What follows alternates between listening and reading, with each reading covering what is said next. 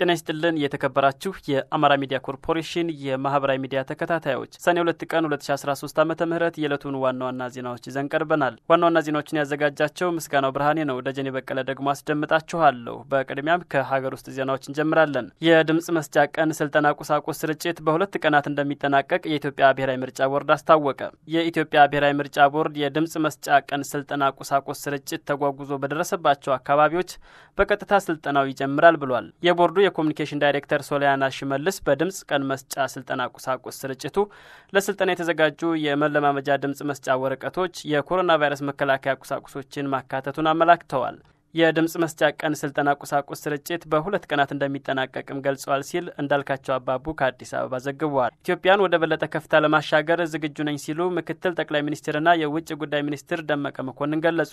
ብልጽግና ፓርቲ በአዊ ብሔረሰብ አስተዳደር ለቻግኒ ከተማ አስተዳደርና ለጓንጓ ወረዳ ነዋሪዎች የ2013 የምርጫ ማኒፌስቶን አስተዋውቋል።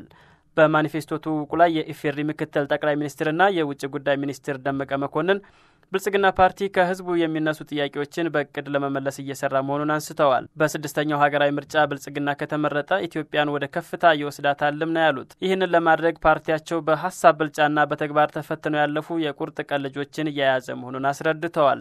ምክትል ጠቅላይ ሚኒስትርና የውጭ ጉዳይ ሚኒስትሩ ብልጽግና ቢመረጥ ኢትዮጵያን ወደ በለጠ ከፍታ ለማሻገር ዝግጁ ነኝ ብለዋል። በአሁኑ ወቅት ከውጭም ከውስጥም በኢትዮጵያ ላይ ጫና ለመፍጠር እየተንቀሳቀሱ ያሉ አካላት መኖራቸውን የጠቀሱት አቶ ደመቀ ብልጽግና ፓርቲ ባንዳዎች ኢትዮጵያን ይጠብቃል ያሻግራልም ነው ያሉት። እንደ አባቶቻችን ልባሞች መሆን ይጠበቅብናል። እኛም የነሱ ልጆች በመሆናችን ብልጽግና ከተመረጠ ኢትዮጵያን እናሻግራለን ሲሉ ተናግረዋል።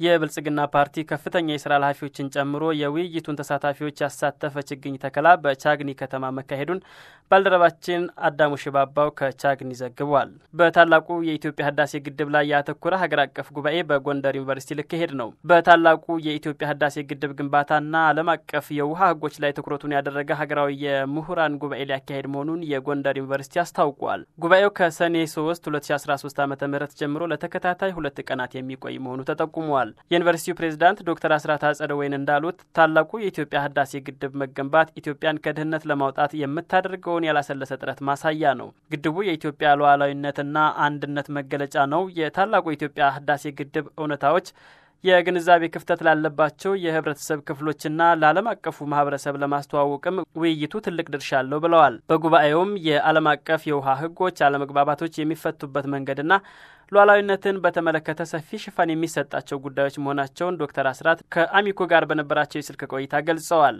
የዩኒቨርሲቲው ፕሬዝዳንት እንዳሉት ወቅቱ የውጭ ጣልቃ ገብነቶች የተበራከቱበት በመሆኑ የጠራ መረጃ እንዲኖር ለማድረግ ጉባኤው ድርሻ እንዳለው ጠቁመዋል። በውይይቱ ላይ በጉዳዩ ዙሪያ ጥናታዊ ጽሁፎች ቀርበው ውይይት ይደረግባቸዋል። ከውይይቱም ለመንግስትም ሆነ ለማህበረሰቡ ጠቃሚ የሚሆኑ ምክረ ሀሳቦች ይገኙበታል ተብሎ ይጠበቃል ብለዋል። በተለይም በኢትዮጵያ በሱዳንና በግብጽ መካከል ያለውን ልዩነት ለማጥበብ መፍትሄ ይመላከተበታል ነው ያሉት። ምሁራን ከውይይቱ ባሻገር ዓለም አቀፉ ማህበረሰብ የጠራ ግንዛቤ እንዲኖረው ለማድረግ ተግተው ሊሰሩ እንደሚገባም ጥሪ አቅርበዋል። ዶክተር አስራት እንዳሉት ታላቁን የኢትዮጵያ ህዳሴ ግድብ በተመለከተ በተለያዩ ዩኒቨርሲቲዎች የሚደረጉ ውይይቶች ተጠናክረው ሊቀጥሉ ይገባል። መረጃዎችንም ለማህበረሰቡ ተደራሽ ማድረግ እንደሚገባ ተናግረዋል። ኢትዮጵያ የታላቁ ህዳሴ ግድብ ግንባታ ተጠናቆ ውጤቱ ተጠቃሚ እንዳትሆን የውጭ ኃይሎች እንደሚሰሩና ይህንን ለመመከት በጋራ መቆም እንደሚገባ ፕሬዝዳንቱ ጥሪ አቅርበዋል። ውይይቱ ኢትዮጵያ የማንንም ጥቅም ሳትጋፋ የራሷን ጥቅም ለማስከበር እንደምትሰራ ለዓለም አቀፉ ማህበረሰብ በቂ ግንዛቤ እንዲኖር ለማድረግ የሚኖረው ሚና ከፍተኛ ነው ብለዋል።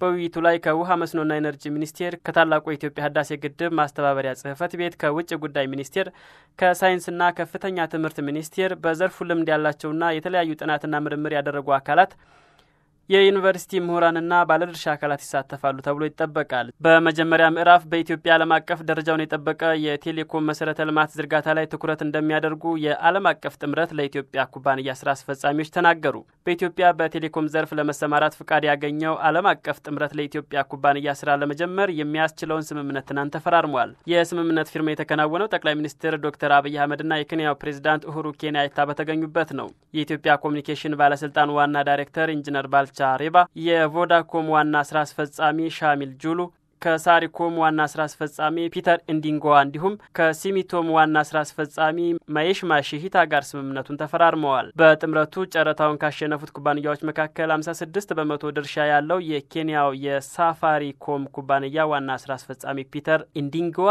አጠቃላይ የጨረታ ሂደቱ ግልጽና ተአማኒ እንደነበር ተናግረዋል። በቀጣይ የመጀመሪያ ምዕራፍ ስራቸውም በኢትዮጵያ ዓለም አቀፍ ደረጃውን የጠበቀ የቴሌኮም መሰረተ ልማት ግንባታ ላይ እንደሚያተኩር ነው የጠቆሙት። የሚያስፈልጋቸውን የሰው ኃይል ለማሟላትም ከኢትዮጵያ ዩኒቨርሲቲዎችና ኮሌጆች ጋር በመቀራረብ የክህሎት ግንባታ ስራ እንደሚያከናውኑ ገልጸዋል። በዘርፉ ታማኒና ተፎካካሪ ለመሆን ዝግጁ ነን ሲሉም ነው የጠቆሙት።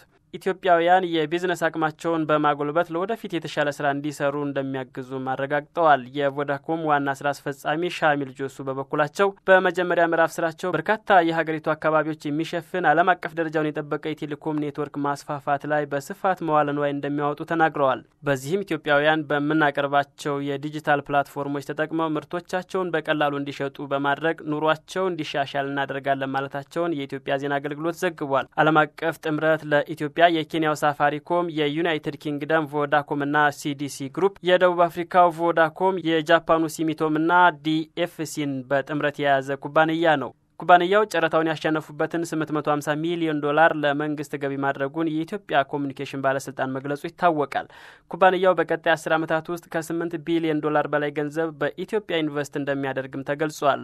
በዚህም ለ1.5 ሚሊዮን ዜጎች የስራ ዕድል ይፈጥራል ተብሎ ይጠበቃል። የወልቃይት ጠገዴ ሰቲት ሁመራ አስተዳደር የሁመራ ከተማ ነዋሪዎች በአሸባሪ ትህነግ ሲደርስባቸው የነበረ ግፎችንና የውጭ ጣልቃ ገብነትን የሚያወግዝ ሰልፍ በሁመራ አካሂደዋል። በአሸባሪው ትህነግ አገዛዝ ዘመን የወልቃይት ጠገዴ ህዝብ በደሎች ደርሰውበታል። በርካቶች ለህልፈት ተዳርገዋል። ከሚኖርበትም ተፈናቅለዋል። አካላቸውም ጎድሏል። ለአመታት በዘለቀው የግፍ አገዛዝ ዘመን ወልቃይት ላይ ዓለም ያላየው ግፍ ተፈጽሟል። ከአመታት በኋላ ግን በህዝብ ትግል አካባቢው ከአሸባሪው ትህነግ አገዛዝ ነጻ ወጥቷል። ነጻ በወጡ ማግስት ታዲያ በሰቆቃቸው ወቅት የት ነበራችሁ ያላሉ የውጭና የውስጥ ኃይሎች በወልቃይት ጠገዴ ነጻነት ላይ የተለያዩ ሀሳቦችን ማንሳት ጀምረዋል። የአሜሪካ መንግስት የስራ ኃላፊዎች የአማራ ልዩ ኃይል ከአካባቢው መውጣት አለበትና ሌሎች ጥያቄዎችን አንስተዋል። ከዚያም አልፎ በከፍተኛ የመንግስት የስራ ኃላፊዎች ላይ የቪዛ ክልከላ ጥለዋል።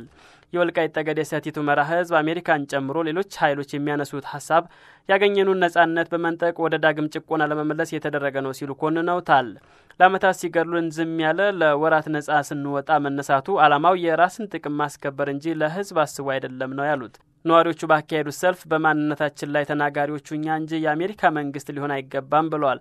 በሰልፉ ላይ የአሜሪካ መንግስት እጁን ከወልቃይት ጠገዴ ላይ ያንሳ፣ የአማራ ልዩ ኃይል በወልቃይት ጠገዴ እንጂ በትግራይ ውስጥ የለም፣ በአማራ ላይ ለተፈጸመው የግፍ ጥግ ማሳያ ወልቃይት ጠገዴ ነው፣ ዓለም ያልሰማው የዘር ማጥፋት ወንጀል በወልቃይት ጠገዴ የአማራ ህዝብ ላይ ተፈጽሟል፣ ወያኔ የፈጸመብን ግፍ ይታወቅልን፣ በማንነታችን አንደራደርም፣ ከተከዜ ምላሽ ሰውም መሬቱም አማራ ነው፣ በአማራ ልዩ ኃይል በአማራ ሚሊሻና በመከላከያ ሰራዊት ነጻነትን አግኝቻለሁ የሚሉና ሌሎች መልእክቶችም ተላልፈውበታል።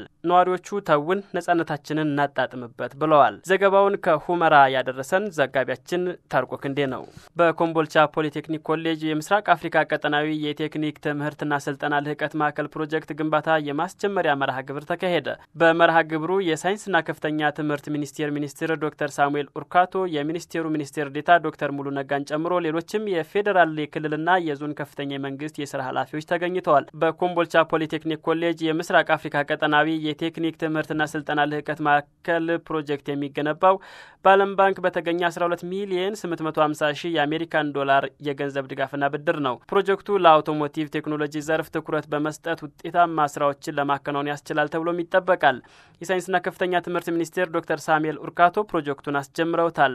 ሚኒስትሩ እንዳሉት ፕሮጀክቱ የኢትዮጵያን የብልጽግና ጉዞ ለማሳካትና ብቁ የሰው ኃይል ለማፍራት ብሎም የፖሊቴክኒክ ኮሌጆች መምህራንና አሰልጣኞችን ለማፍራት እገዛ ያኖረዋል ብለዋል። የገንዘብ ድጋፍ ላደረገው ዓለም ባንክ ምስጋናቸውን አቅርበዋል።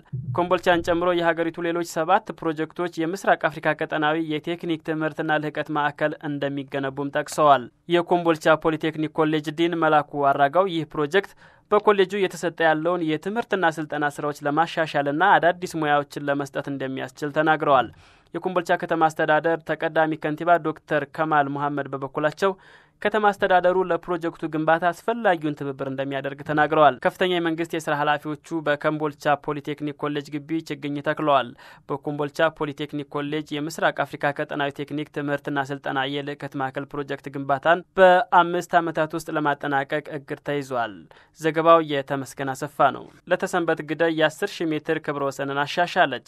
ከቀናት በፊት በኔዘርላንድስ በሮጠችው አትሌት ሲፋን ሀሰን ተሻሽሎ የነበረውን ክብረ ወሰን ነው አትሌት ለተሰንበት ግዳይ ያሻሻለችው። በአትሌት አልማዝ አያና ለ5 ዓመታት ተይዞ የነበረውን የ10,000 ሜትር ክብረ ወሰን ትውልደ ኢትዮጵያዊቷ ሲፋን ሀሰን ውስጥ የቆየው ለ2 ቀናት ብቻ ነው። አትሌት ለተሰንበት ግዳይ ርቀቱን በ5 ሰከንድ በማሻሻል ክብረ ወሰኑን ወደ ኢትዮጵያ መልሳለች። ለተሰንበት ግዳይ ውድድሩን በ29 ደቂቃ ከ1 ሰከንድ 03 ማይክሮ ሰከንድ በሆነ ሰዓት በማሸነፍ ነው የክብረ ወሰኑ ባለቤት መሆን የቻለችው። በመጨረሻም ከውጭ አሜሪካውያን ቢሊዮነሮች በጣም አነስተኛ የገቢ ግብር እንደሚከፍሉ ይጠቁማል የተባለ ሰነድ ሾልኮ መውጣቱ ተዘገበ። ይህ ሰነድ ፕሮፐብሊካ በተባለ የዜና ድረገጽ እጅ ነው የገባው። የጄፍ ቤዞስ፣ አለን መስክ፣ ዋረን ባፌትና ሌሎችም የዓለማችን ሀብታሞች የገቢ ግብር ዝርዝር መመልከቱን ድረገጹ አስታውቋል። የአማዞን መስራችና ጄኤፍ ቦዚስ እንደ አውሮፓውያን አቆጣጠር በ2007 ምንም ግብር እንዳልከፈለ እንዲሁም የቴስላ መስራች አለን መስክ በ2018 ምንም ግብር አለመክፈሉ ተጠቁሟል። የዋይት ሀውስ ቃል አቀባይ ሾልኮ የወጣው ሰነድ ህገወጥም ብለውታል። የአሜሪካው የምርመራ ተቋም ኤፍቢአይ እና የግብር አስተዳደር ጉዳዩን እንደሚያጣሩትም ገልጸዋል። ፕሮፐብሊካ አገኘሁት ያለው የገቢ ግብር ዝርዝር መረጃን እየመረመረ እንደሚገኝ ይፋ አድርጓል። በቀጣይ ሳምንታት ተጨማሪ መረጃዎችን ለህዝብ ይፋ እንደሚያደርግም አስታውቋል። ዜጎች በሚከፍሉት ግብር መካከል ያለው ልዩነት እየሰፋ መምጣቱም አከራካሪ ሆኗል። ፕሮፐብሊካ እንደሚለው ከሆነ 25ቱ የአሜሪካ ባለጸጎች የሚከፍሉት ግብር አነስተኛ ነው። በአማካኝ የሚከፍሉት ግብር 15.8 በመቶ ገደማ የሚገመት ሲሆን ይህም መደበኛ ስራ ካላቸው አሜሪካውያን ያነሰ ነው።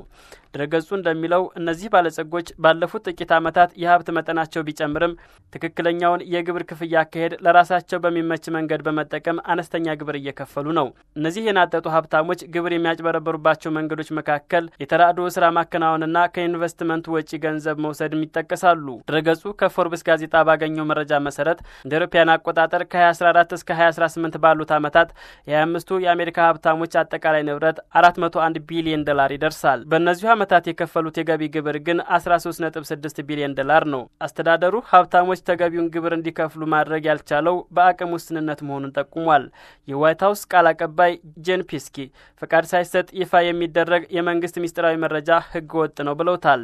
የግምጃ ቤት ቃል አቀባይ ሊሊ አዳምስ ለሮይተርስ በሰጡት የኢሜል ምላሽ ጉዳዩ ወደ ኤፍቢአይ፣ የፌዴራል አቃቢ ህግና የግምጃ ቤት ተቆጣጣሪ ተልኳል ብለዋል። የአሜሪካ የሀገር ውስጥ ገቢ ኮሚሽነር ቻርልስ ረቲንግ በበኩላቸው እያንዳንዱን ግብር ከፋይ የተመለከተ መረጃ መስጠት አልችልም፣ ግን ሰነዱ ከሀገር ውስጥ ገቢ ስለመሽሎኩ ምርመራ እየተካሄደ ነው ሲሉ ምላሽ ሰጥተዋል። የተከበራችሁ የአማራ ሚዲያ ኮርፖሬሽን የማህበራዊ ሚዲያ ተከታታዮች ለዕለቱ የተዘጋጁ ዋና ዋና ዜናዎች እነዚህን ይመስሉ ነበር።